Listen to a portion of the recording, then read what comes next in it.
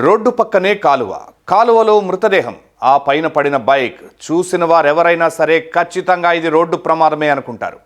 చీకటిలో road కనిపించక bike కాలువలో జారిపడిందేమోనని భ్రమిస్తారు. బాగా తాగి బైక్ నడపడం వల్ల మత్తులో ప్రమాదం జరిగి ఉండొచ్చని అనుకుంటారు. వాళ్ల ప్లాన్ కూడా అదే. అందరూ అలాగే అనుకోవాలనుకున్నారు. కానీ పోలీసులనే వారు చాలా తక్కువ అంచనా వేశారు. మూలాల్లోకి వెళ్ళి విశ్లేషిస్తే తీగతో పాటు డొంకంతా కదిలింది. అది ప్రమాదం కాదని, హత్యని తేలింది. మరి ఇంతకీ ఆ యువకుడిని హత్య చేసింది ఎవరు? చంపి మృతదేహాన్ని ఇక్కడ పడేసింది ఎవరు?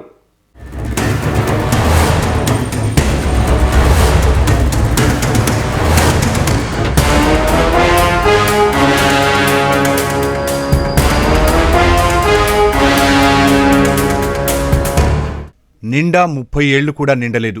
మందు తాగే అలవాటు ఉన్నా మరీ బైక్ నడపలేనంతగా ఎప్పుడూ తాగేవాడు కాదు. పైగా అది తాను ఎప్పుడూ తిరిగే రోడ్డే. ఆ కాలువగట్లు, బ్రిడ్జిలు అతనికి కొట్టిన పిండే. అలాంటివాడు కాలువలో జారిపడి చనిపోయాడంటే ఎవరికీ నమ్మబుద్ధి కాలేదు. ఒకవేళ రోడ్డు ప్రమాదం జరిగి బైక్ కాలువలోకి జారిపడినా నీళ్లు లేవు కాబట్టి చిన్న చిన్న దెబ్బలతో బయటపడొచ్చు. పైగా ప్రాణాలు పోయేంతగా ప్రమాదం ఏం జరగలేదు. ఇదే పోలీసులు అనుమానించేలా చేసింది.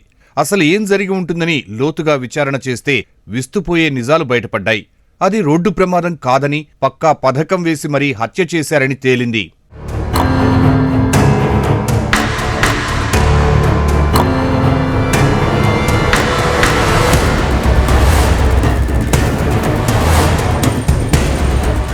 ఎన్టీఆర్ జిల్లా విస్సన్నపేట మండలం బాణావత్తు తండాకు చెందిన వడిత్య రాజేష్కి అలేఖ్యతో వివాహమైంది.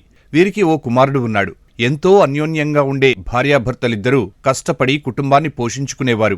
విజయవాడ శివారులోని నున్న వద్ద ఓ క్రికెట్ స్టేడియంలో గ్రౌండ్స్మెన్ గా భార్యాభర్తలిద్దరూ పనిచేసేవారు. ఈ క్రమంలో క్రికెట్ గ్రౌండ్ యజమాని చిలకల కృష్ణసేనతో రాజేష్ భార్య అలేఖ్యకు వివాహేతర సంబంధం ఏర్పడింది. ఈ విషయంపై భార్యాభర్తల మధ్య తరచూ గొడవలు జరుగుతున్నాయి. పద్ధతి మార్చుకోవాలని రాజేష్ అలేఖ్యకు అనేకసార్లు చెప్పి చూశాడు. కుమారుడు కోసం ఆమె చేస్తున్న తప్పులను ఓర్చుకున్నాడు.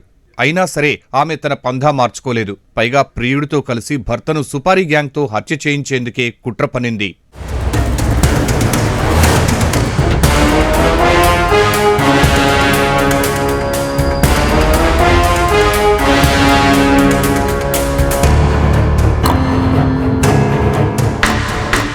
భర్త రాజేష్ అడ్డు తొలగించుకుంటే తప్ప మనం సుఖంగా ఉండలేమని ప్రియుడు కృష్ణసేనతో చెప్పింది. దీంతో వారిద్దరూ కలిసి కడప జిల్లా ఎర్రగుంట్ల మండలం పొట్లదుర్తికి చెందిన రామ్మోహన్, భరత్, వెంకటరమణతో 3 లక్షలకు బేరం కుదుర్చుకున్నారు.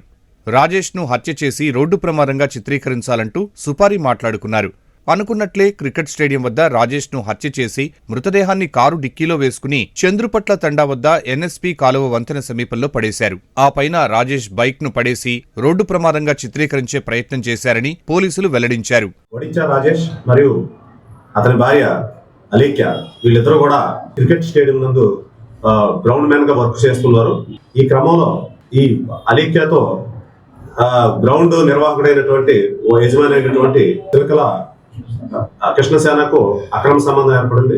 తరువాత దీంట్లో భాగంగా ఈ అక్రమ సంబంధానికి తన భర్తను అడ్డు తొలగించాలని అలేఖ్య కోరింది. అతను పోట్లదుర్తి కడపకు చెందిన వీళ్ళ ముగ్గురితోనూ మాట్లాడడం జరిగింది. కిరాయికి మాట్లాడడం జరిగింది. సుపారీకి మాట్లాడి వాళ్ళని పిలిపించి రాజేష్ను హతమార్చినారు. తరువాత శవాన్ని ఒక కారులో అక్కడి నుంచి తీసుకొని మృతుడిని, అదే వడిత్య రాజేష్ యొక్క మృతదేహాన్ని, అదేవిధంగా అతని యొక్క బైక్ ని అక్కడ కెనాల్లో పడేసి రోడ్డు ప్రమాదంగా చిత్రీకరించారు. అగ్ని సాక్షిగా కలిసి ఉంటామని ప్రమాణం చేసిన భార్యే వివాహేతర సంబంధం మోజులో పడి భర్తను సుపారీ గ్యాంగ్తో హత్య చేయించింది. బిడ్డకు తండ్రి లేకుండా చేయడమేగాక ఇప్పుడు జైల్లో ఊచలు లెక్కిస్తూ తల్లి ప్రేమను సైతం దూరం చేసింది.